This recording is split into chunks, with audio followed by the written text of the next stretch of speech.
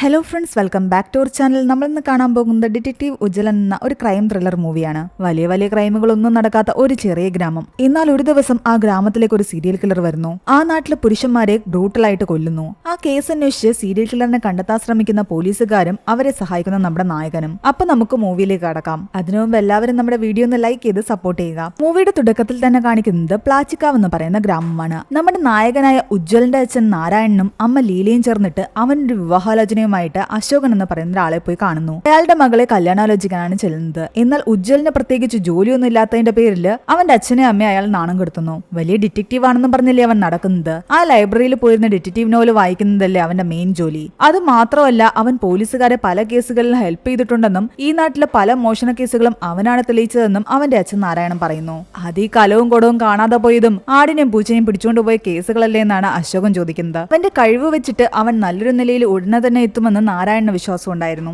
എന്താണെങ്കിലും ഞാൻ അതിനെപ്പറ്റി ആലോചിക്കാമെന്ന് പറഞ്ഞിട്ട് അശോകൻ അവരെ അവിടെ നിന്നും പറഞ്ഞുവിടുന്നു. അടുത്തതായിട്ട് അവിടുത്തെ പോലീസ് സ്റ്റേഷനാണ് കാണിക്കുന്നത്. SI സച്ചിനാകട്ടെ അത്യാവശ്യം ഒരു മണ്ടൻ പോലീസുകാരനായിരുന്നു. കേസൊക്കെ അന്വേഷിച്ച് കണ്ടുപിടിക്കാനുള്ള വലിയ ബുദ്ധിയൊന്നും അയാൾക്കില്ല. അതുകൊണ്ട് എന്തെങ്കിലും ചെറിയ കേസുകൾ വന്നു കഴിഞ്ഞാൽ അയാൾ അപ്പ തന്നെ ഉജ്ജ്വലിനെ വിളിക്കും. ഇപ്പോൾ ചെറിയൊരു മാലമോഷണം വന്നിരിക്കുന്നു. അപ്പ തന്നെ ഉജ്ജ്വലിനെ അവർ വിളിക്കുന്നു. ഉജ്ജ്വലൻ നേരെ ആ വീട്ടിലേക്ക് പോവുകയാണ്. വീട്ടിലെത്തി അവിടെയെല്ലാം പരിശോധിച്ച ഉടനെ തന്നെ ഉജ്ജ്വലൻ പറയുന്നുണ്ട്, നിങ്ങളുടെ മാല വേറെ ആരും കട്ടുകൊണ്ട് പോയതല്ല, അത് ഇവിടുത്തെ പൂച്ചയാണ് എടുത്തത്. ആ തേങ്ങാക്കൂട്ടങ്ങൾക്കിടയിൽ നോക്കിക്കഴിഞ്ഞാൽ ആ മാല കിട്ടും. അവൻ പറഞ്ഞത് കറക്റ്റ് ആയിരുന്നു. അവിടെ നിന്നും ആ മാല കിട്ടി. ഇനി അവൻ ഇതെങ്ങനെ മനസ്സിലാക്കിയെന്നല്ലേ. അവൻ വന്നു കയറിയപ്പോ തന്നെ പൂച്ചയുടെ കാൽപ്പാട് ആ റൂമിലെല്ലാം തന്നെ ഉണ്ടായിരുന്നു. മാലയവർ വെച്ചിരുന്നു എന്ന് പറഞ്ഞ ഭാഗത്താകട്ടെ പൂച്ചയുടെ രോമം ഉണ്ടായിരുന്നു. ഇതെല്ലാം വെച്ചിട്ട് അവൻ കാൽക്കുലേറ്റ് ചെയ്തതാണ് അത് പൂച്ച തന്നെയായിരിക്കും എടുത്തതെന്ന്. ഈ പൂച്ചകൾക്ക് എന്തെങ്കിലുമൊക്കെ കടിച്ചെടുത്തോണ്ട് പോകുന്ന സ്വഭാവം ഉണ്ടല്ലോ. അന്ന് രാത്രി അവന്റെ അമ്മ അവനോട് പറയുന്നുണ്ട്, നീ ഇങ്ങനെ ഡിറ്റക്റ്റീവ് പണിയായിട്ട് നടക്കാതെ മര്യാദയ്ക്ക് ഏതെങ്കിലും ജോലി കണ്ടെത്താൻ. എന്നാൽ ഈ നാട്ടുകാരുടെ പ്രശ്നങ്ങളൊക്കെ സോൾവ് ചെയ്ത് കൊടുക്കുന്ന ഒരു വലിയ ഹീറോയാണ് ഞാൻ എന്നാണ് ഉജ്ജ്വലൻ പറയുന്നത്. എന്നാൽ ആ ഹീറോ ഒന്ന് പോയി പുറത്ത് ലൈറ്റ് അണിച്ചിട്ട് വരാൻ അവർ പറയുന്നു.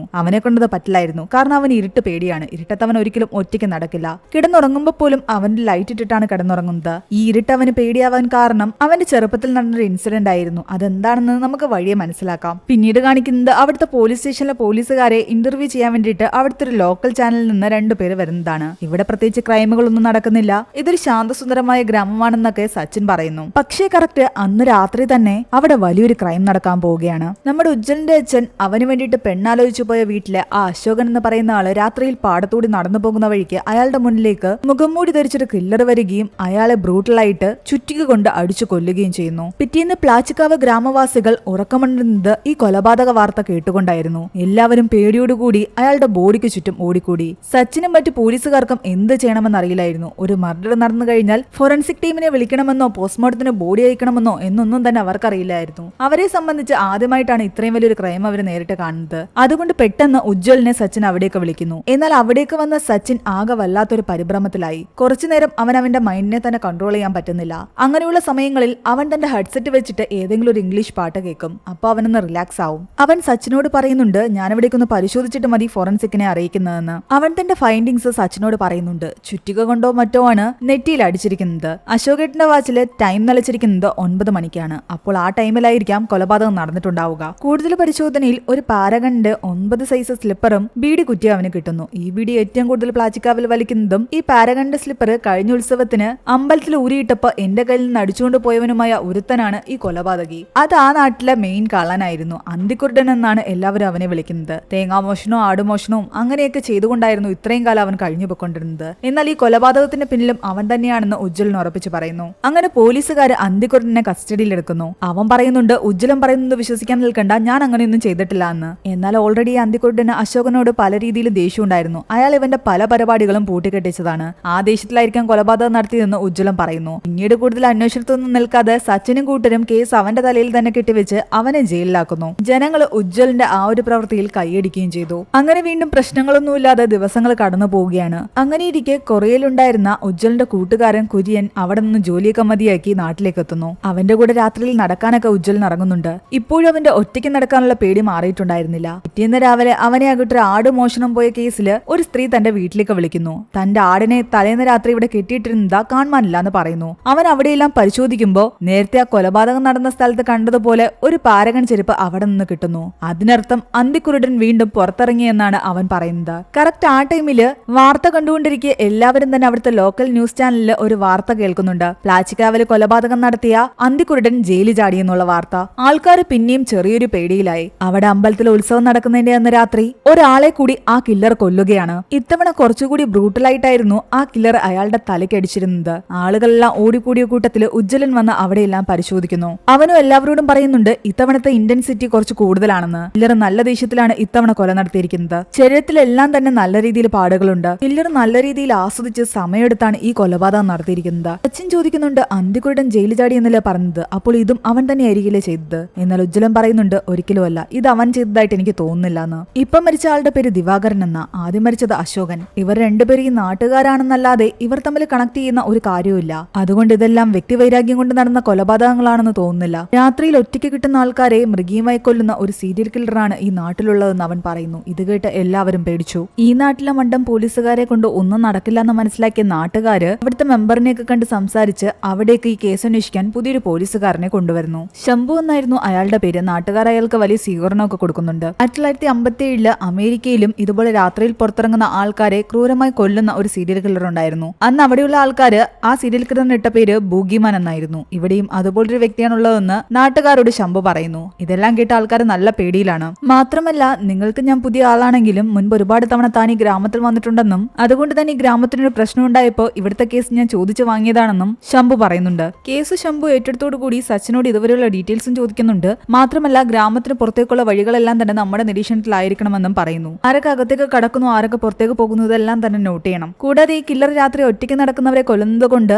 നാട്ടിലെ എല്ലാ കടകളും വൈകുന്നേരം 6:30 അടയ്ക്കണമെന്നും രാത്രിയിൽ ആരും ഒറ്റയ്ക്ക് പുറത്തിറങ്ങാൻ പാടില്ല എന്നും നാട്ടുകാരോട് പറയണം. ഉജ്ജ്വലനും കുര്യനും ചായക്കടയിൽ വന്നിരിക്കുന്ന സമയത്തും അവിടെ ന്യൂസിൽ കാണിക്കുന്നുണ്ട് പ്ലാച്ചിക്കാവിലെ കൊലപാതകം അന്വേഷിക്കാൻ പുതിയ പോലീസുകാരൻ വന്നുവെന്ന്. ചെറിയ കേസൊക്കെ അന്വേഷിച്ചുകൊണ്ട് നടക്കുന്ന നിന്നെ കൊണ്ടൊന്നും ഇതൊന്നും പറ്റില്ല എന്നും കൊലപാതകം അന്വേഷിക്കാൻ വലിയ വലിയ ഉദ്യോഗസ്ഥർ തന്നെ വേണമെന്ന് പറഞ്ഞിട്ട് അവിടുത്തെ ആൾക്കാരൊക്കെ ഉജ്ജ്വലനെ കളിയാക്കുന്നുണ്ട്. ഉജ്ജ്വലൻ വീട്ടിലെത്തിയപ്പോഴാണ് അവന്റെ അമ്മ പറയുന്നത് തൊട്ടപ്പുറത്ത് അടഞ്ഞു കിടക്കുന്ന ഇവരുടെ ആന്റിയുടെ വീട്ടിലേക്ക് പുതുതായിട്ട് താമസത്തിന് വരുന്നത് ഈ കേസ് അന്വേഷിക്കാൻ വന്ന പോലീസുകാരൻ ശംഭു ആണെന്ന്. ഉജ്ജ്വലൻ അത് തീരെ ഇഷ്ടപ്പെട്ടില്ല. ശംഭു ലഗേജായിട്ട് വന്നതും ഉജ്ജ്വലൻ വീടെല്ലാം തുറന്ന് കാണിച്ചു കൊടുക്കുന്നു. കൂടാതെ ഇവിടെ എന്ത് കേസ് വന്നാലും സാധാരണ ആൾക്കാരെ എന്നെയാ വിളിക്കുന്നതെന്നും ഞാനാണ് തീർപ്പാക്കി കൊടുക്കുന്നതെന്നും ഒക്കെ ഉജ്ജ്വലൻ സ്വയം പറയുന്നുണ്ട്. വീടെല്ലാം നടന്ന് കാണുന്നതിനിടയിൽ അവിടെ ഇരുന്നൊരു ഫ്രിഡ്ജ് ശംഭു നോക്കുന്നു. അതാകട്ടെ ഒരു ബെഡ്ഷീറ്റ് ഇട്ട് മൂടി വെച്ചിരുന്നതായിരുന്നു. ആ ബെഡ്ഷീറ്റ് എടുത്ത് മാറ്റിയിട്ട് അത് വർക്കാകുന്നുണ്ടെന്നൊക്കെ നോക്കുന്നുണ്ട്. ശംഭുവിനോട് സംസാരിക്കുന്നതിനിടയിൽ ഉജ്ജ്വലിന് മനസ്സിലായി അന്വേഷിച്ച എല്ലാ കേസുകളും തെളിയിച്ച പോലീസുകാരനാണ് അയാളെന്ന്. കുറച്ചുനേരം അവന്റെ വാചകോടി കേട്ടതും ശംഭു പറയുന്നുണ്ട് ഇനി ബാക്കി വീടൊക്കെ ഞാൻ കണ്ടോളാം, താൻ പോയിക്കൊള്ളാൻ. പോലീസുകാർ പിന്നീട് നോട്ടീസ് എല്ലാം തന്നെ എല്ലാ ആൾക്കാരുടെ കയ്യിലും കൊണ്ടുകൊടുക്കുന്നു. ആരും വൈകുന്നേരം ഒരു ടൈം കഴിഞ്ഞു കഴിഞ്ഞാൽ പുറത്തിറങ്ങരുതെന്നും കടകൾ തുറക്കരുതെന്നും പറയുന്നുണ്ട്. അത് എല്ലാ കടകളുടെയും ഫ്രണ്ടിൽ ഒട്ടിക്കണമായിരുന്നു. പിന്നീട് കാണിക്കുന്നത് ശംഭു മർഡർ നടന്ന സ്ഥലങ്ങളെല്ലാം തന്നെ പരിശോധിക്കുന്നതാണ്. ആ ഭാഗത്തൊന്നും പ്രോപ്പറായിട്ട് പോലീസ് പ്രൊട്ടക്ഷൻ ഇല്ലാത്ത കാരണം തെളിവുകളെല്ലാം തന്നെ ഏകദേശം നശിച്ചു പോയിട്ടുണ്ടായിരുന്നു. പിന്നീട് അങ്ങോട്ടുള്ള ദിവസങ്ങളിലെല്ലാം തന്നെ ശംഭു നാട്ടുകാരുടെ മുന്നിൽ ഹീറോ ആവുകയായിരുന്നു. നമ്മുടെ ഉജ്ജ്വലൻ അന്വേഷിച്ചിട്ട് കിട്ടാത്ത ആ സ്ത്രീയുടെ ആടിനെ ശംഭു ഒരിടത്തു നിന്നും കണ്ടെത്തുന്നു. നാട്ടിലൊടിച്ചിരിക്കുന്ന പോസ്റ്റർ എല്ലാം തന്നെ കില്ലറും കാണുന്നുണ്ട്. ആൾക്കാരൊന്നും പുറത്തിറങ്ങാത്ത കാരണം കില്ലറിനെ കൊല്ലാൻ ആളെ കിട്ടുന്നില്ല. ശംഭുവും മറ്റു പോലീസുകാരും ഡിസ്കസ് ചെയ്യുന്നതെല്ലാം തന്നെ സച്ചിൻ കേൾക്കുന്നുണ്ട്. കില്ലർ മിക്കവാറും സൈക്കോപാത്ത് ആയിരിക്കുന്നു എന്നൊക്കെയാണ് പോലീസുകാർ പറയുന്നത്. സച്ചിൻ അപ്പൊ തന്നെ ഉജ്ജ്വലിനോട് വന്ന് ഇതിനെപ്പറ്റി സംസാരിക്കുന്നു. കുറച്ച് ദിവസത്തിനകത്ത് അയാൾ ഇത്രയെങ്കിലും കണ്ടെത്തിയില്ലേ എന്ന് സച്ചിൻ പറയുമ്പോൾ ഉജ്ജ്വലൻ തന്റെ ബുക്ക് എടുത്ത് അയാളെ കാണിക്കുന്നു. ഓൾറെഡി തന്നെ കില്ലർ ഒരു സൈക്കോപാത്ത് ആണെന്ന് ഉജ്ജ്വലൻ നേരത്തെ തന്നെ എഴുതി വെച്ചിട്ടുണ്ടായിരുന്നു. പിറ്റേന്ന് ശംഭു നേരെ വരുന്നത് നമ്മുടെ ഉജ്ജ്വലന്റെ വീട്ടിലേക്കാണ്. അവന്റെ അച്ഛൻ നാരായണനോട് ഓരോ ചോദ്യങ്ങൾ ചോദിക്കുന്നു. ആദ്യത്തെ മരണം അശോകന്റേതായിരുന്നു. അയാൾ അന്ന് രാത്രിയിൽ വീട് വിട്ടിറങ്ങിയത് ഈ നാരായണനെ കാണാനാണ്. രാത്രിയിൽ എന്താവശ്യത്തിനായിരിക്കും അയാൾ നിങ്ങളെ കാണാൻ വന്നതെന്ന് ശംഭു ചോദിക്കുമ്പോൾ അയാൾ പറയുന്നുണ്ട് ഞാൻ ഉജ്ജ്വലന്റെ ഒരു കല്യാണക്കാരിയായിട്ട് അയാളോട് പോയി സംസാരിച്ചിരുന്നു. ചിലപ്പോൾ അതിന്റെ എന്തെങ്കിലും കാര്യം സംസാരിക്കാൻ ഇറങ്ങിയതായിരിക്കും. അതും അല്ലെങ്കിൽ സാധാരണ ഞങ്ങൾ ഇടയ്ക്കൊക്കെ രാത്രിയിൽ ഒന്ന് മദ്യപിക്കാൻ വേണ്ടിയിട്ട് ഇതുപോലൊക്കെ വന്നിരിക്കുന്നതാ, അതിന് വല്ലോ ആയിരിക്കും. കൂടാതെ ദിവാകരൻ മരിച്ച സമയത്തും അവിടെ ഉത്സവത്തിന് സ്റ്റേജ് കെട്ടാനും മറ്റുമായിട്ട് ചേട്ടൻ അവിടെ ഉണ്ടായിരുന്നു എന്ന് ചോദിക്കുന്നു. താൻ അവിടെ ഉണ്ടായിരുന്നു എന്ന് അയാൾ പറയുകയും ചെയ്യുന്നുണ്ട്. ശംഭു ചോദിക്കുന്നത് എന്തിനാണെന്ന് നാരായണന് മനസ്സിലായില്ല. പക്ഷെ ഉജ്ജ്വലിന് മനസ്സിലായി. ഈ കൊലപാതകങ്ങളൊക്കെ ചെയ്തത് തന്റെ അച്ഛനാണെന്നാണോ വരുത്തി തീർക്കാൻ ശ്രമിക്കുന്നതെന്ന് ശംഭുവിനോട് ഉജ്ജ്വലൻ ചോദിക്കുന്നു. അത് കേട്ടപ്പോഴാണ് കാര്യത്തിന്റെ സീരിയസ്നെസ് നാരായണന് മനസ്സിലായത്. കൊലപാതകം നടന്ന സമയത്ത് അച്ഛൻ തന്റെ കൂടെ ക്ലബ്ബിൽ ഇരിക്കുകയായിരുന്നു എന്ന് ഉജ്ജ്വലൻ പറയുന്നു. അതിന് സച്ചിൻ സാറും സാക്ഷിയാണെന്ന് പറയുന്നു. പക്ഷെ പോലീസുകാരനായി പോയില്ലേ, എനിക്കിതൊക്കെ ചോദിച്ചേ പറ്റുമെന്ന് ശംഭു പറയുന്നു. പിന്നെ ഒരു സ്ത്രീയുടെ ആടിനെ കാണാതെ പോയില്ലേ, ആ ആടിനെ ഞാൻ കണ്ടെത്തിയത് ഈ വീടിന്റെ ബാക്കിൽ നിന്നാ. ആടിനെ താൻ തന്നെ മോഷ്ടിച്ച് താൻ തന്നെ കണ്ടുപിടിച്ച് കൊണ്ടുകൊടുക്കുന്ന രീതിയാണോ താൻ ഫോളോ ചെയ്യുന്നതെന്ന് ശംഭു ചോദിക്കുന്നു. അതുപോലെ താൻ തന്നെയാണോ കൊന്നതെന്നും കൂടി ചോദിക്കുന്നു. ഉജ്ജ്വലിന് ഇതെല്ലാം കേട്ടിട്ട് ദേഷ്യം വരുന്നുണ്ട്. എന്നാൽ അന്ന് രാത്രി ആ കില്ലർ മറ്റാരെയോ കൊല്ലുന്നതായിട്ട് കാണിക്കുന്നു. അതിനുശേഷം ബോഡിയാകട്ടെ ആ ഗ്രാമത്തിന്റെ നടുക്കുള്ള ഒരു വലിയ മരത്തിലെ കെട്ടിത്തൂക്കുകയാണ്. പിറ്റേന്ന് രാവിലെ ആ കാഴ്ച കണ്ട് ഗ്രാമവാസികൾ വീണ്ടും ഞെട്ടിത്തരിച്ചിരിക്കുകയായിരുന്നു. പോലീസുകാർ വന്ന് അന്വേഷിക്കുന്നതിൽ അവിടെ നിന്ന് ഫിംഗർ പ്രിന്റ്സ് ഒന്നും തന്നെ കിട്ടുന്നില്ല. കുറ്റവാളി മിക്കവാറും ഗ്ലൗസ് ധരിച്ചിട്ടുണ്ടാകുമെന്ന് ഫോറൻസിക് ഉദ്യോഗസ്ഥർ പറയുന്നുണ്ട്. പറയുന്നുണ്ട്. പിന്നെ അവിടെ നിന്നും ഒരു ഫുട് പ്രിന്റ് കിട്ടിയിട്ടുണ്ട്. അത് ഈ റണ്ണിങ് ഷൂസ് ടൈപ്പ് പാറ്റേൺ ആയിരുന്നു. ഈ ഗ്രാമത്തിൽ റണ്ണിങ് ഷൂസ് അധികം ആരും ഉപയോഗിക്കാറില്ല. പക്ഷെ അത് കേട്ടതും ഉജ്ജ്വലിന്റെ മനസ്സിൽ ഡൗട്ടുകൾ തോന്നാൻ തുടങ്ങി. കാരണം ശംഭു ഈ നാട്ടിലേക്ക് വന്ന ശേഷം അയാൾ റണ്ണിങ് ഷൂ ഇട്ട് ഓടുന്നത് ഉജ്ജ്വലൻ കണ്ടിട്ടുണ്ടായിരുന്നു. മാത്രമല്ല ഫോറൻസിക് ഉദ്യോഗസ്ഥർ പറയുന്നുണ്ട് ആ ഫുട് പ്രിന്റിന്റെ കൂടെ കുറച്ച് മണ്ണിന്റെ സാമ്പളം കിട്ടിയിട്ടുണ്ട്. അത് ഈ പ്രദേശത്തുള്ളതല്ല, ഈ കാട്ടിലൊക്കെ കാണുന്ന ഡാർക്ക് ആയിട്ടുള്ള മണ്ണായിരുന്നു. അതേ മണ്ണ് ബോഡിയിൽ നിന്നും കണ്ടെത്തിയിട്ടുണ്ട്. അതുകൊണ്ട് ക്രൈം മറ്റൊരിടത്ത് വെച്ച് നടത്തിയിട്ട് ബോഡി ഇവിടെ കൊണ്ട് ഹാങ് ചെയ്താകാം. ഫോറൻസിക് ഉദ്യോഗസ്ഥർ അത് പറഞ്ഞു തീർന്നതും ശംഭുവിന്റെ കയ്യിൽ അയാൾ കറക്കിക്കൊണ്ടിരുന്ന പേന പെട്ടെന്ന് താഴേക്ക് വീഴുന്നു. അയാൾ വല്ലാതെ ടെൻഷൻ ആകുന്നതായിട്ട് ഉജ്ജ്വലിന് തോന്നുന്നു. കൂടാതെ ഇത്രയും ഹൈറ്റില് ഈ ഡെഡ് ബോഡി ഹാങ് ചെയ്യണമെങ്കിൽ അയാൾ നല്ല ആരോഗ്യവാനായിരിക്കുന്നു കൂടി ഫോറൻസിക് ഉദ്യോഗസ്ഥർ പറഞ്ഞതോടുകൂടി ഉജ്ജ്വലിന്റെ ഡൗട്ട് കൂടുകയായിരുന്നു. കാരണം ശംഭുവിന്റെ ബോഡി നല്ല ഫിറ്റ് ആണ്. ഉജ്ജ്വലൻ ഒരിടത്തിരുന്ന് ഈ നടന്ന കാര്യങ്ങളെല്ലാം റിവൈൻഡ് അടിച്ച് ചിന്തിക്കുകയാണ്. ശംഭു റണ്ണിങ് ഷൂ ഉപയോഗിച്ച് ഓടാൻ പോകുന്നതും അതുപോലെ തന്നെ അയാൾ ഈ നാട്ടിലേക്ക് വന്ന സമയത്ത് താൻ മുമ്പ് കുറെ തവണ ഈ നാട്ടിൽ വന്നിട്ടുണ്ടെന്നും അതുകൊണ്ട് എനിക്ക് ഈ നാടകം നല്ല പരിചയമുണ്ടെന്നും അയാൾ പറഞ്ഞിട്ടുണ്ടായിരുന്നു. കൂടാതെ ഫോറൻസിക് ഉദ്യോഗസ്ഥൻ ഇതെല്ലാം പറയുന്നതിനിടയ്ക്ക് അയാൾ കയ്യിൽ കറക്കിക്കൊണ്ടിരുന്ന പേന താഴെ വീഴുകയും ചെയ്തു. ഇതെല്ലാം വെച്ചിട്ട് നാട്ടുകാരുടെ മുന്നിൽ അവൻ വിളിച്ചു പറയുകയാണ് ശംഭുവാണ് ഈ കൊലപാതകങ്ങളെല്ലാം നടത്തിയതെന്ന്. അവനെ കണ്ടെത്തിയ ഓരോ പോയിന്റ്സും നാട്ടുകാരോട് പറയുന്നു. മാത്രമല്ല ഈ ബോഡി കെട്ടിത്തൂക്കാൻ ഉപയോഗിച്ച ബെഡ്ഷീറ്റ് ശംഭുവിന് ഇപ്പോൾ താമസിക്കാൻ കൊടുത്ത ആ വീട്ടില് ആ ഫ്രിഡ്ജിന്റെ മുകളിൽ ഇട്ടിരുന്നതായിരുന്നു. അത് അയാൾ എടുത്തു മാറ്റുന്ന ഒരു സീൻ നമ്മളെ കാണിച്ചിട്ടുണ്ടായിരുന്നല്ലോ. അതെല്ലാം വെച്ചിട്ട് ശംഭു തന്നെയാണ് കുറ്റവാളിയെന്ന് ഉജ്ജ്വലൻ പറയുന്നു. എന്നാൽ ശംഭു അതെല്ലാം നിഷേധിക്കുന്നു. റണ്ണിങ് ഷൂ ഞാൻ മാത്രമാണ് ഉപയോഗിക്കുന്നതെന്ന് പറയാൻ പറ്റില്ല. മാത്രമല്ല ഈ നാട്ടിൽ ഫിറ്റ് ബോഡി ഉള്ളതും എനിക്ക് മാത്രമല്ല. പിന്നെ നീ പറഞ്ഞ ആ ഒരു ബെഡ്ഷീറ്റ് അത് ഞാൻ ഔട്ട് ഹൗസിൽ കണ്ടതായിട്ട് ഞാൻ ഓർക്കുന്നില്ല. അങ്ങനെ സംശയിക്കാനാണെങ്കിൽ എനിക്ക് മറ്റൊരാളെയും സംശയിക്കാൻ പറ്റും. ഗ്ലൗസും ഷൂസും ഒക്കെ വേറെ ആരുടെയെങ്കിലും ആയിരിക്കാം. പക്ഷേ ഈ ഒരു ബോഡി കെട്ടിത്തൂക്കാൻ പറ്റിയ നല്ല ഫിറ്റ് ബോഡി ഉള്ള ഒരു വ്യക്തി ഇവിടെ വേറെ ഉണ്ട്. അത് നിന്റെ അച്ഛൻ നാരായണൻ തന്നെയാണ്. കെട്ടിത്തൂക്കാൻ ഉപയോഗിച്ച ആ തുണിയും നിങ്ങളുടെ ഔട്ട് ഹൗസിൽ ഉണ്ടായിരുന്നല്ലേ പറഞ്ഞത്. അത് വെച്ചിട്ട് നിന്റെ അച്ഛൻ തന്നെയായിരിക്കാം ഇത് കൊന്നതെങ്കിലോ? അച്ഛൻ കൊന്ന ശേഷം കേസ് നീ തെളിയിക്കുന്നു. അങ്ങനെ ആയിക്കൂടെ? ഉജ്ജ്വലൻ കണ്ടെത്തിയ തെളിവുകളെല്ലാം തന്നെ ശംഭു ഉജ്ജ്വലന്റെ നേരെ തന്നെ തിരിച്ചു പറയുന്നു. നാട്ടുകാരെല്ലാം തന്നെ ഉജ്ജ്വലനെ കളിയാക്കാൻ തുടങ്ങി. എന്നാൽ ഉജ്ജ്വലൻ എല്ലാവരുടെയും മുന്നിൽ വെച്ചിട്ട് ശംഭുവിനോട് പറയുന്നുണ്ട് നിങ്ങളിത് തെളിയിക്കുന്നതിന് മുമ്പ് ഈ കേസ് ഞാൻ തെളിയിക്കുമെന്ന്. അവിടെയാണ് ഈ മൂവിയുടെ ഇന്റർവെല്ലിന് ശേഷം കാണിക്കുന്നത് ഉജ്ജ്വലന്റെ കുട്ടിക്കാലമാണ്. ഉജ്ജ്വലനും അച്ഛനും ഉജ്ജ്വലന്റെ കൂട്ടുകാരൻ ദാസനും കൂടി വീട്ടിലിരിക്കുന്ന സമയത്ത് ലീല എല്ലാവരെയും ആഹാരം കഴിക്കാൻ വിളിക്കുന്നു. അടുത്ത വീട്ടിലെ കുട്ടിയായിരുന്നു ദാസൻ. തനിക്ക് ചോറ് വേണ്ടാന്ന് ഉജ്ജ്വലൻ പറഞ്ഞതും ലീല പറയുന്നുണ്ട് ആഹാരം കഴിക്കാത്തവരെ കോക്കാച്ചി പിടിച്ചുകൊണ്ട് പോകുമെന്ന്. അത് കേട്ട് പേടിച്ച് എല്ലാവരും ആഹാരം കഴിക്കാൻ ചെന്നിരിക്കുന്നു. കോക്കാച്ചിനെ പറ്റി അവൻ തന്റെ അച്ഛനോട് ചോദിക്കുമ്പോൾ അയാൾ പറയുന്നുണ്ട് ഞങ്ങളെപ്പോലെ വലിയ ആൾക്കാരെ കോക്കാച്ചി പിടിക്കില്ല, നിങ്ങളെപ്പോലുള്ള കുട്ടികളെയാണ് പിടിക്കുന്നതെന്ന്. അച്ഛനും അമ്മയും പറഞ്ഞാൽ കേൾക്കാത്ത കുരുത്തം കെട്ട പിള്ളാരെയാണ് പിടിച്ചുകൊണ്ട് പോകുന്നതെന്നൊക്കെ ഇയാൾ വെറുതെ കുട്ടികളെ പഠിപ്പിക്കാൻ പറയുന്നു. കോക്കാച്ചിനെ പറ്റി കൂടുതൽ കാര്യങ്ങൾ ഉജ്ജ്വലൻ ചോദിക്കുകയാണ്. അത് വരുന്നത് എങ്ങനെ അറിയാമെന്ന്. അയാൾ വെറുതെ പറയുന്നുണ്ട് അത് അടുത്തേക്ക് വരുമ്പോൾ ഒരു പ്രത്യേക മണവും പിന്നെ ഒരു കാലൊച്ചയും കേൾക്കാമെന്ന്. കഥകളൊക്കെ കേട്ട ഉജ്ജ്വലനും ദാസനും ആകട്ടെ ഒരു ഐഡിയ തോന്നുന്നു. ആൾക്കാരുടെ എല്ലാം പേടി സ്വപ്നമായ ഈ കോക്കാച്ചിയെ നമുക്ക് പിടിക്കാമെന്ന്. അങ്ങനെ പിടിച്ചു കഴിഞ്ഞാൽ ഈ ആൾക്കാരുടെ മുന്നിൽ നമ്മൾ ഹീറോ ആകും. അങ്ങനെ രണ്ടുപേരും കൂടെ അർദ്ധരാത്രിയിൽ കോക്കാച്ചിയെ പിടിക്കാൻ വേണ്ടിയിട്ട് ഒരു കാടിന്റെ ഉള്ളിലേക്ക് പോകുന്നു. ഉജ്ജ്വലൻ മുന്നേയും ദാസൻ പറയുകയായിരുന്നു. കുറച്ചു കഴിയുമ്പോൾ ദാസനെ കാണുന്നില്ല. ചുറ്റും എന്തൊക്കെയോ സൗണ്ടുകൾ കേട്ടിട്ട് ഉജ്ജ്വലൻ പേടിച്ചു വരയ്ക്കുകയാണ്. ഇവിടെ ബോധം കെട്ട് വീണ അവനാകട്ടെ ബോധം വരുമ്പോ വീട്ടിലായിരുന്നു. നല്ല പോലെ പനിച്ചു വരച്ച് കിടക്കുകയാണ്. അവന്റെ കൂടെ ഉണ്ടായിരുന്ന ദാസനെ കാണാനുണ്ടായിരുന്നില്ല.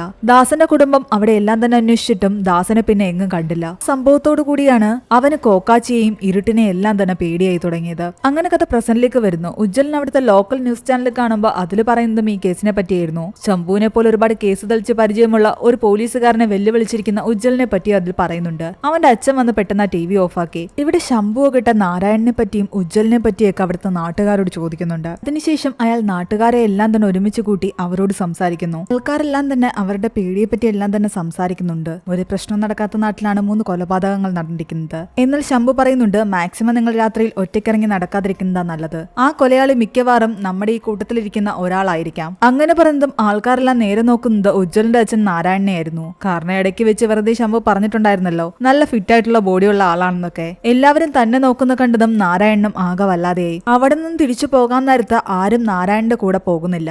എല്ലാവരും നാരായണനെ ഒഴിവാക്കിയാണ് നടന്നു പോയിക്കൊണ്ടിരുന്നത്. അയാൾക്ക് മാനസികമായിട്ട് നല്ല ബുദ്ധിമുട്ട് തോന്നി തുടങ്ങി. ഇത് കാരണം നാരായണൻ തന്റെ വിഷമം ഉജ്ജ്വലിനോട് വന്ന് പറയുന്നു. നീ എങ്ങനെയെങ്കിലും ഈ കേസ് തെളിയിക്കണം. ആൾക്കാരെല്ലാം എന്നെയാണ് തെറ്റിദ്ധരിച്ചുകൊണ്ടിരിക്കുന്നത്. ഉജ്ജ്വലൻ അപ്പോഴും പറയുന്നത് ശംഭു തന്നെയായിരിക്കും കുറ്റവാളി എന്നാണ്. അയാൾക്കെതിരെ എന്റെ അടുത്ത് നല്ല തെളിവുകളുണ്ട്. അവരങ്ങനെ പറഞ്ഞുകൊണ്ടിരുന്നതും ആ കുളത്തിൽ നിന്നും നമ്മുടെ അന്തിക്കുരുടൻ പൊങ്ങി വരികയാണ്. നീ എന്താ എവിടെയെന്ന് ചോദിക്കുമ്പോൾ ഞാൻ ജയിലിൽ ചാടിയിട്ട് ഈ ഏരിയയിലാണ് ഒളിച്ചിരിക്കുന്നതെന്നാണ് അവൻ പറയുന്നത്. അവനോട് സംസാരിക്കുമ്പോൾ അവൻ ചില സത്യങ്ങൾ തുറന്ന് പറയുന്നുണ്ട്. ഈ 3ാമത്തെ കൊലപാതകം നടക്കുന്നത് അവൻ നേരിട്ട് കണ്ടിട്ടുണ്ടായിരുന്നു. ഒരു കാടിന്റെ മറവിൽ അവൻ ഒളിച്ചിരിക്കുന്ന സമയത്താണ് ആ കില്ലർ അവിടെ വെച്ച് ഒരാളെ തലക്കടിച്ച് കൊല്ലുന്നത് അവൻ കാണുന്നത്. കറുത്ത വസ്ത്രം ധരിച്ചിരുന്ന ആ കില്ലറാകട്ടെ മുഖം ചാക്കുകൊണ്ട് കെട്ടിമറച്ചിട്ടുണ്ടായിരുന്നു. അന്തിക്കുരുടൻ പറഞ്ഞ പറഞ്ഞ കാര്യങ്ങളെല്ലാം വെച്ചിട്ട് അവരെല്ലാവരും ആ സ്ഥലത്തേക്ക് പോയിട്ട് അവിടെ എന്തെങ്കിലും തെളിവ് അവശേഷിച്ചിട്ടുണ്ടോ എന്ന് കണ്ടെത്താൻ ശ്രമിക്കുന്നു. കൂടാതെ ഈ 3 കൊലപാതകങ്ങളുടെയും പോസ്റ്റ്മോർട്ടം റിപ്പോർട്ടിന്റെ കോപ്പി തനിക്ക് എങ്ങനെയെങ്കിലും ഒപ്പിച്ചു തരാനും ഉജ്ജ്വലൻ സച്ചിനോട് പറയുന്നു. കൂടാതെ അന്തിക്കുറിനോട് ശംഭു താമസിക്കുന്ന വീടിനകത്ത് കയറി അവിടെയെല്ലാം പരിശോധിക്കാൻ പറയുന്നുണ്ട്. അയാളാണ് കില്ലറെങ്കിൽ എന്തെങ്കിലും തെളിവ് കിട്ടാതിരിക്കില്ല. അവൻ അവിടെയെല്ലാം പരിശോധിച്ചിട്ട് ഒന്നും കിട്ടിയില്ല. എന്നാൽ അവിടെ ഉണ്ടായിരുന്ന ചില സാധനങ്ങളൊക്കെ അവൻ തട്ടിമറിച്ചിട്ടുണ്ടായിരുന്നു. ശംഭു ഒന്ന് നോക്കുമ്പോൾ അകത്താരോ കയറിയ ലക്ഷണങ്ങളെല്ലാം കണ്ടതോടുകൂടി ഇതിന്റെ പിന്നിൽ ഉജ്ജ്വലനാണെന്ന് അയാൾക്ക് മനസ്സിലായി. പിന്നീട് അവർ അന്ന് രാത്രി തന്നെ അന്തിക്കുരുടൻ ആ കൊലപാതകം കണ്ട സ്ഥലത്തേക്ക് പോകുന്നു. അവിടെ ഒരു മരത്തിലായിട്ട് ഒരു ചെറിയ ചാക്കിന്റെ കഷ്ണം ഉണ്ടായിരുന്നു. അതിലെല്ലാം തന്നെ രക്തവും പറ്റിപ്പിടിച്ചിട്ടുണ്ട്. അത് ആ കില്ലറുടേത് തന്നെ ആയിരിക്കുമെന്ന് ഉജ്ജ്വലൻ ഉറപ്പിക്കുന്നു. അവനായിട്ട് അത് എടുക്കുകയാണെങ്കിൽ അതിന്റെ ബാക്കി പ്രൊസീജിയേഴ്സ് ഒന്നും അവന് ചെയ്യാൻ പറ്റില്ല. അതുകൊണ്ട് ഇനി ഫോറൻസിക് ഉദ്യോഗസ്ഥർ വരുന്ന സമയത്ത് അവരെ ഈ പ്രദേശത്തേക്ക് കൊണ്ടുവന്ന് ഇത് കാട്ടിക്കൊടുക്കണമെന്ന് ഉജ്ജ്വലൻ സച്ചിനോട് പറയുന്നു. ഉജ്ജ്വലൻ പറഞ്ഞ പോലെ തന്നെ ടീമംഗങ്ങൾ അവിടെ പരിശോധിക്കാൻ വന്ന സമയത്ത് സച്ചിൻ ആ ഏരിയയിലേക്ക് കൂട്ടിക്കൊണ്ടുപോവുകയും ആ ഒരു തെളിവ് കാട്ടിക്കൊടുക്കുകയും ചെയ്യുന്നു. അതിനുശേഷം അന്ന് രാത്രിയിലും ഉജ്ജ്വലനും കുര്യനും ആ ഏരിയ പരിശോധിക്കാൻ വേണ്ടിയിട്ട് അവിടേക്ക് വരുന്നു. കൂടാതെ അന്തിക്കുരുടനെ രാത്രി തന്നെ നമ്മുടെ ശംഭുവിന്റെ വീട്ടിലേക്ക് പറഞ്ഞു വിടുന്നു. അയാൾ രാത്രിയിൽ അവിടെ എന്തൊക്കെയാണ് ചെയ്യുന്നതെന്ന് നോക്കാൻ വേണ്ടിയിട്ട്. അന്തിക്കുരുടൻ നോക്കുമ്പോൾ അയാൾ അവിടെ തന്നെ ഉണ്ടായിരുന്നു. എന്തൊക്കെയോ വായിച്ചുകൊണ്ടിരിക്കുകയാണ്. പക്ഷെ അതേ ടൈമില് ഇവിടെ കാടിനുള്ളിൽ പരിശോധിച്ചുകൊണ്ടിരുന്ന ഉജ്ജ്വലന്റെ കൂടെ ഉണ്ടായിരുന്ന കുര്യനെ കാണുന്നില്ല. ഉജ്ജ്വലൻ കുര്യനെ അവിടെയെല്ലാം തന്നെ വിളിച്ചു നടക്കുന്നു. ആ ടൈമില് അയാളുടെ മുന്നിലേക്ക് ആ കില്ലർ വരുന്നു.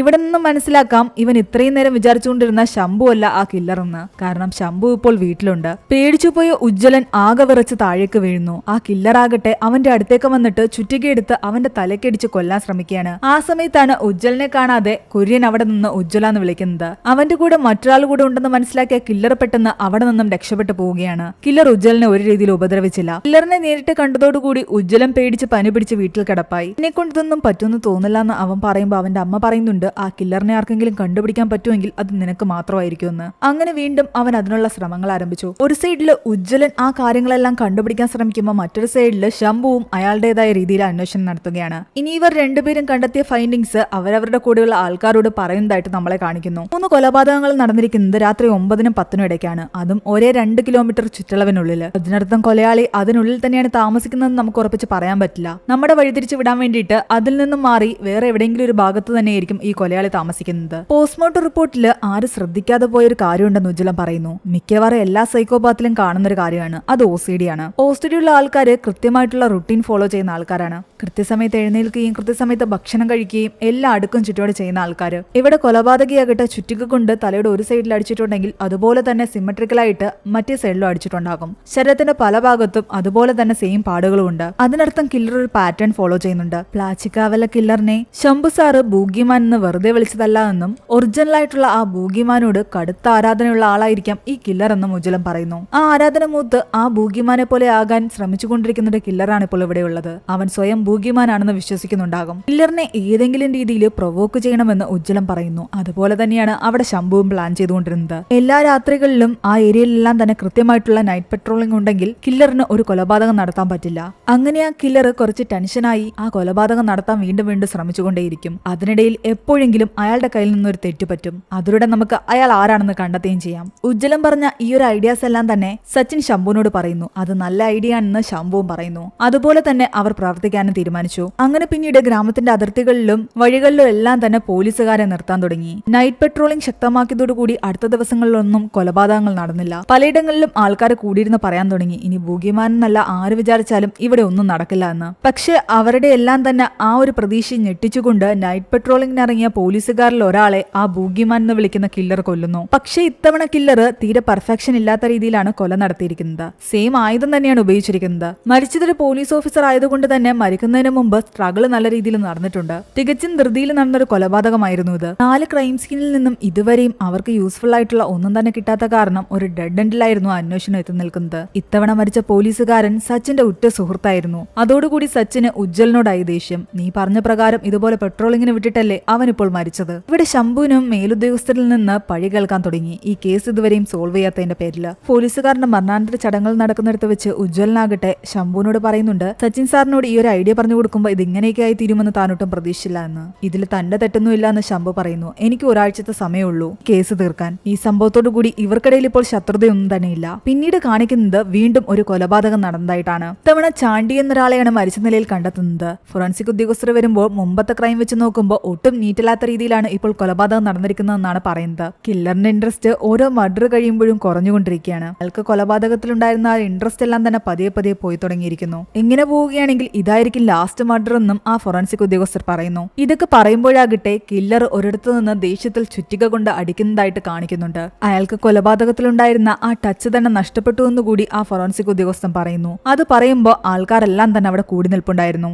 കില്ലർ ഇതെല്ലാം തന്നെ കേൾക്കുന്നുണ്ടായിരുന്നു എവിടോ നിന്ന്. അത് അയാളുടെ മനസ്സിൽ കിടക്കുന്ന കാരണം അയാളെ രാത്രിയിൽ കൊല ചെയ്യാൻ വേണ്ടിയിട്ട് ഇറങ്ങുന്നുണ്ട്. പക്ഷേ ആകെ ദേഷ്യത്തിലാണ്. ആരെയും കൊല ചെയ്യാൻ കിട്ടാത്ത കാരണം അയാൾ ഒരു റബ്ബർ തോട്ടത്തിലൂടെ നടക്കുന്ന സമയത്ത് അവിടെ അയാളെ പോലെ മുഖംമൂടി ധരിച്ച് മറ്റൊരാളെ കാണുന്നു. ആ വ്യക്തി ഈ കില്ലറിനെ തട്ടിയിട്ടിട്ട് ഓടുകയാണ്. കില്ലർ പിറകെയും. കുറച്ചു ദൂരം ഓടിയ ശേഷം ഈ വ്യക്തി തന്റെ മുഖത്തെ തുണിയെടുത്ത് മാറ്റുന്നു. കില്ലർ അയാളുടെ മുഖം കണ്ട് ഞെട്ടി. ഇപ്പോൾ മരിച്ചതായിട്ട് കാണിച്ചില്ലേ, അതേ ചാണ്ടി തന്നെയായിരുന്നു അത്. ഇതെങ്ങനെ സംഭവിച്ചതെന്നല്ലേ ഇനിയാണ് ആ ഫ്ലാഷ് ബാക്ക് കാണിക്കുന്നത്. ഇതെല്ലാം തന്നെ ഉജ്ജ്വലിന്റെയും ശംഭുവിന്റെ പ്ലാനിംഗ് ആയിരുന്നു. അവര് ഫേക്ക് ആയിട്ടൊരു കൊലപാതകം സൃഷ്ടിച്ചതാണ്. ഫോറൻസിക്കുകാരെ നമ്മുടെ കൂടെ നിർത്തണം. ഒട്ടും നീറ്റില്ലാത്ത രീതിയിൽ ഒരു കൊലപാതകം ചെയ്തതായിട്ട് വരുത്തി തീർക്കണം. കില്ലറിന് കൊലപാതകത്തിലുള്ള ഇൻട്രസ്റ്റ് പോയി എന്നും ഒട്ടും നീറ്റില്ലാത്ത രീതിയിലാണ് കൊലപാതകങ്ങൾ ചെയ്യുന്നതെന്നും ഒക്കെ ആൾക്കാരുടെ മുന്നിൽ വെച്ച് പറയണം. അതോടുകൂടി ബൂഗിമാൻ എന്ന് പറഞ്ഞിട്ട് ആൾക്കാരുടെ മുന്നിൽ അയാൾ കയറ്റി വെച്ചിരിക്കുന്ന ഒരു പേടിയുണ്ടല്ലോ, അത് പതിയെ പതിയെ കുറഞ്ഞു വരും. കില്ലറിനെയും കില്ലർ കൊല ചെയ്യുന്ന രീതിയെല്ലാം തന്നെ ആൾക്കാർ പുച്ഛത്തോടെ കാണാൻ തുടങ്ങുന്നതോടുകൂടി അവന്റെ ഉള്ള ദേഷ്യം കൂടും. അതോടുകൂടി നമ്മൾ കണ്ടുപിടിച്ചതെല്ലാം തന്നെ തെറ്റാണെന്നും അവന്റെ ടച്ച് വിട്ടുപോയിട്ടില്ല, അവൻ നന്നായിട്ട് കൊലപാതകങ്ങൾ ചെയ്യാൻ പറ്റുമെന്നും കാണിക്കാൻ വേണ്ടിയിട്ട് അവൻ വീണ്ടും പുറത്തിറങ്ങും.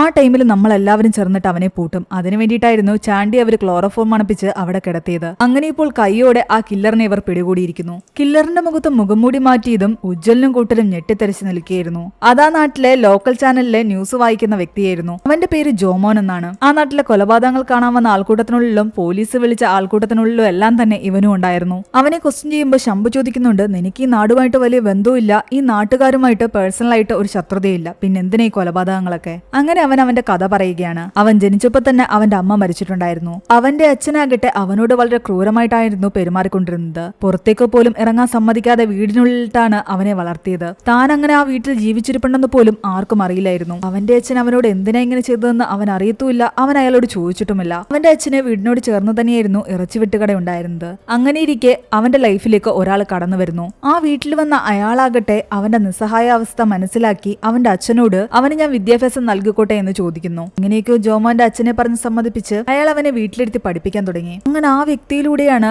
അവൻ ലോകത്ത് നടക്കുന്ന പല കാര്യങ്ങളും അറിഞ്ഞത്. പറഞ്ഞുകൊണ്ടിരിക്കെ അവൻ നന്നായിട്ട് ചുമക്കുന്നുണ്ടായിരുന്നു. വെള്ളം അവന്റെ മുന്നിലേക്ക് നീക്കി വെച്ചതും അവൻ വെള്ളം എടുത്ത് കുടിക്കുന്നു. ഇതെല്ലാം തന്നെ ഉജ്ജ്വലൻ സൂക്ഷ്മമായി നോക്കി നിൽക്കുകയാണ്. അങ്ങനെ വർഷങ്ങൾ കടന്നുപോയി. ഒരു ദിവസം പോലും മുടങ്ങാതെ അയാൾ ജോമോനെ കാണാനെത്തി. ഒരച്ഛനിൽ നിന്നും കിട്ടേണ്ട സ്നേഹം ഒരു ടീച്ചർ എന്ന രീതിയിൽ അയാളിൽ നിന്നും അവന് കിട്ടിത്തുടങ്ങി. പക്ഷെ ഒരു ദിവസം വന്നപ്പോൾ അയാൾ അവനോട് പറയുന്നു, ഒരു 2 ആഴ്ചത്തേക്ക് ഞാനിവിടെ ഉണ്ടാകില്ല, ഞാൻ വരുന്നിടം വരെ നീ ഈ പുസ്തകങ്ങളൊക്കെ വായിച്ചിരിക്കാൻ. അങ്ങനെ അയാൾ കൊടുത്ത പുസ്തകങ്ങൾ അവൻ വായിക്കാൻ തുടങ്ങി. അതിൽ ആദ്യത്തെ പുസ്തകം ബൂഗിമാന്റേതായിരുന്നു. ആ പുസ്തകം വായിച്ച അവനാകട്ടെ അതിൽ നല്ല ഇൻട്രസ്റ്റ് തോന്നി. 2 ആഴ്ച കഴിഞ്ഞ് അയാൾ തിരിച്ചു വന്ന് അവനോട് പുസ്തകങ്ങൾ വായിച്ചു എന്ന് ചോദിക്കുമ്പോൾ അവൻ പറയുന്നുണ്ട്, എല്ലാ പുസ്തകങ്ങളും ഞാൻ വായിച്ചില്ല, പക്ഷേ ഈ ബൂഗിമാന്റെ പുസ്തകം ഞാൻ കുറെ തവണ വായിച്ചു. എന്നിട്ടവൻ അയാൾക്ക് ഒരു കാര്യം കൂടി കാണിച്ചു കൊടുക്കുന്നു. ആ പുസ്തകം വായിച്ച് ഇൻസ്പയർ ആയ അവനാകട്ടെ അവിടെ ഇറച്ചി വെട്ടാൻ വേണ്ടിയിട്ട് കൊണ്ടുവന്നിരുന്ന ഒരു പന്നിയെ തലക്കടിച്ച് കൊന്നിരിക്കുന്നു. വളരെയധികം ആസ്വദിച്ചായിരുന്നു അവനത് ചെയ്തത്. ബൂഗിമാൻ എങ്ങനെയാണോ ഇരകളെ കൊന്നത്, താൻ അങ്ങനെയാണ് ഇതിനെയും കൊന്നതെന്ന് പറയുന്നു. ആ ടൈമിൽ അവന്റെ ശബ്ദത്തിലും മുഖത്തും എല്ലാം തന്നെ വല്ലാത്തൊരു ഭാവമായിരുന്നു. അത് അയാൾ ശ്രദ്ധിക്കുന്നുമുണ്ട്.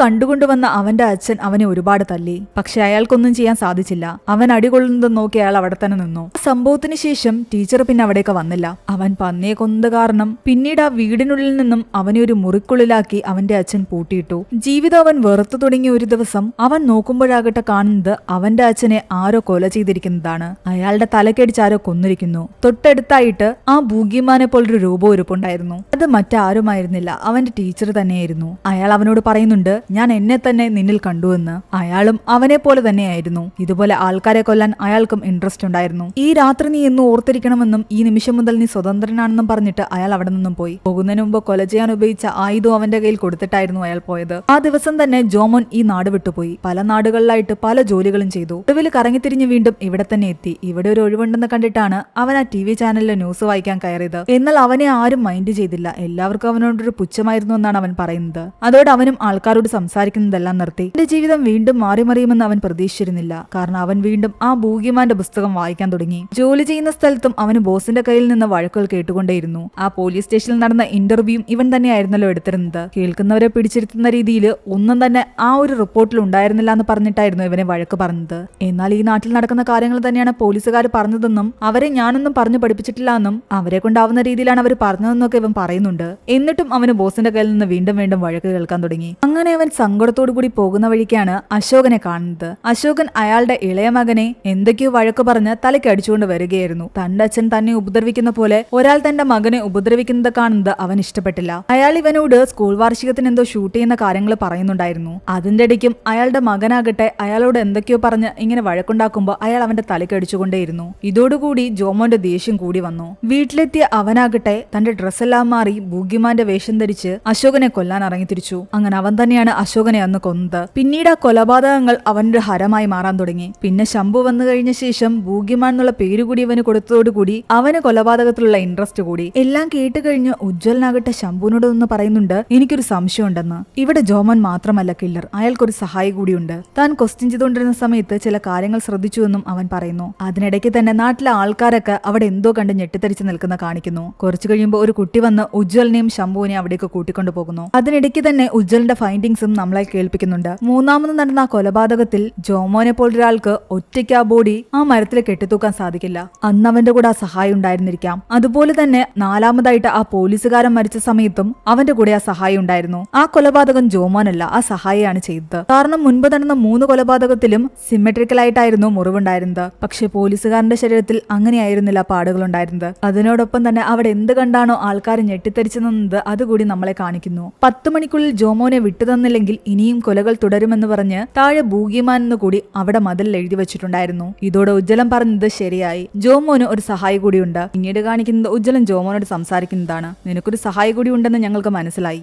നിന്നെ 10 മണിക്കുള്ളിൽ വിട്ടു തന്നില്ലെങ്കിൽ അവൻ ഇനി ഒരു കൊല കൂടി നടത്തുമെന്നാണ് പറഞ്ഞിരിക്കുന്നത്. എന്തായാലും അതുവരെ നമുക്കൊരു കഥ കേൾക്കാമെന്ന് പറഞ്ഞിട്ട് അവനൊരു കഥ പറയുകയാണ്. കൂട്ടത്തിൽ കുറച്ച് സീൻസും നമ്മളെ കാണിക്കുന്നു. ആരും പേടിക്കുന്ന കൊടുങ്കാട്, ആ കാട്ടിനുള്ളിൽ സിംഹവും ആനയും പുലിയും ഒക്കെ ഉണ്ടായിരുന്നു. പക്ഷെ നമ്മളിപ്പോൾ ശ്രദ്ധിക്കാൻ പോകുന്നത് അവിടെ ജീവിക്കുന്ന 4 മൊയിലുകളിലേക്കാണ്. ആ 4 മൊയിലുകൾ ഒറ്റയ്ക്ക് താമസിക്കുന്ന കണ്ടിട്ട് അവിടേക്ക് ഒരു കടുവ വരുന്നു. അതിനോടൊപ്പം ആ കില്ലറാകട്ടെ ഒരു വീടിന്റെ ഫ്രണ്ടില് ആരെയോ കൊല്ലാൻ വേണ്ടിയിട്ട് വന്നു നിൽക്കുന്നതായിട്ടും നമ്മളെ കാണിക്കുന്നു. കടുവ മുയലുകളുടെ അടുത്തേക്ക് പോകുന്നു എന്ന് ഉജ്ജ്വലം പറഞ്ഞതും ആ കില്ലറാകട്ടെ വാതില് തുറന്ന് ഉള്ളിലുള്ള ആൾക്കാരുടെ അടുത്തേക്ക് പോകുന്നു. വയസ്സായ 2 പേരും 2 കുട്ടികളുമായിരുന്നു അവിടെ ഉണ്ടായിരുന്നത്. ഈസിയായിട്ട് മുയലുകളെ കൊല്ലാമെന്ന് കടുവ കരുതി. പക്ഷെ അതത്ര എളുപ്പമല്ലായിരുന്നു. ഉജ്ജ്വലൻ ആ കഥ അങ്ങനെ പറഞ്ഞു നിർത്തിയതും ഒരു ചെറിയ ഫ്ലാഷ് ബാക്ക് കാണിക്കുന്നു. അതായത് ഇതെല്ലാം തന്നെ ഉജ്ജ്വലന്റെയും കൂട്ടരുടെയും പ്ലാനിംഗ് ആയിരുന്നു. ഇന്ന് രാത്രി പ്രത്യേകിച്ച് ഒന്നും തന്നെ ചെയ്യേണ്ടെന്ന് അയാൾ പറയുന്നു. പ്ലാച്ചിക്കാവിലെ എല്ലാവരും അവരവരുടെ വീടുകളിൽ തന്നെ കഴിയട്ടെ. 10 മണിക്കുള്ളിൽ ജോമോനെ വിട്ടുകൊടുത്തില്ലെങ്കിൽ ആ കില്ലർ പുറത്തിറങ്ങും. അയാൾ പറഞ്ഞ പോലെ ഒരു കൊലപാതകം കൂടി നടത്തും. പക്ഷെ എല്ലാവരും വീട്ടിലിരിക്കെ ആരെങ്കിലും കൊല്ലണമെങ്കിൽ അവൻ ഏതെങ്കിലും വീടിനുള്ളിൽ കയറണം.